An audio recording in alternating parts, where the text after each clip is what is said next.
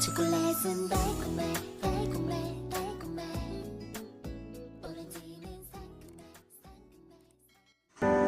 Mahalaga ang tao sa maraming paraan sapagkat tayo ay isa sa mga likha na yaman sa mundo. Ngunit paano kung ang isang tao ay ganito kayaman? May mga mansyon, mga lupain, magagarang tahanan, nakatira sa magagandang subdivision, mga first class na lugar, mga mamahaling sasakyan, iba't ibang klase ng mga sasakyan,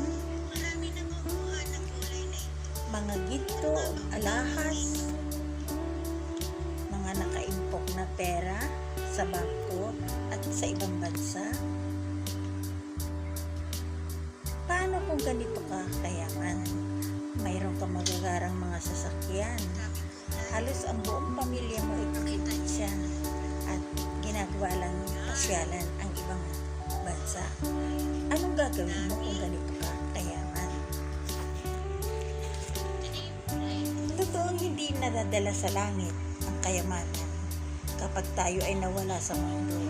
Ang lahat ng ito ay maiiwan sa mundong ibabaw. At ito ay darating ang panahon na iba na ang magmamay-ari ng ating mga kayamanan ito. Ngunit sa isang banda ba, naisip natin, ano nga ba talaga ang tunay na yaman? Ang tunay na kayamanan ay hindi nakabase sa material na bagay. Ito ay ang pagmamahal sa kapwa, sa sarili at higit sa lahat ay sa Panginoon.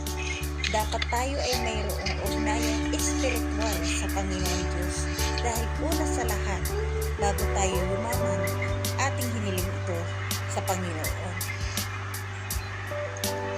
Kaya, bigyan natin pansin na talaga